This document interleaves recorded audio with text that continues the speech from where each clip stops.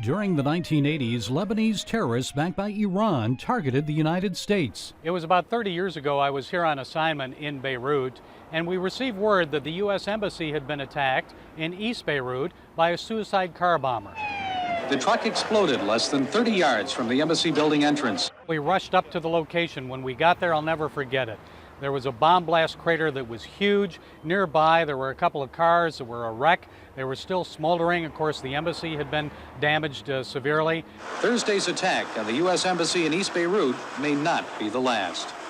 The irony of this latest terrorist attack is that just 2 months ago, this embassy building was open here because it was believed to be safe. The United States, of course, learned its lessons. It put Hezbollah and its allies on the terror list. Unfortunately, what is happening now is that there are a lot of pressures in town to reconsider, first of all, the backer of Hezbollah, that's Iran, and the other backer, that's the Assad regime, to reconsider them as potential partners, against ISIS. But that would be a very serious mistake if it's done. Middle East analyst Walid Phares says that's because Hezbollah would take over Lebanon.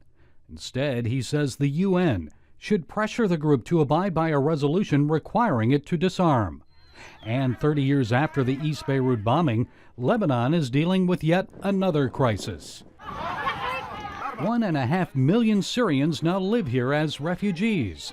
That's led to overwhelming humanitarian and economic pressures. But that's not all.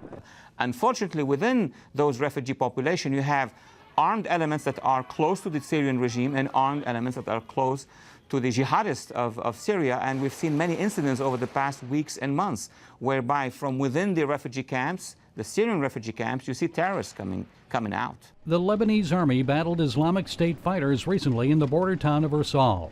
Phares expects ISIS to target northern Lebanon, including the city of Tripoli. He believes Hezbollah will gain more control over the country as it mobilizes the Lebanese, including some Christians, to oppose ISIS.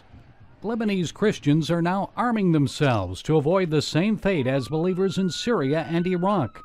But with complicated loyalties in the Middle East, who should they trust?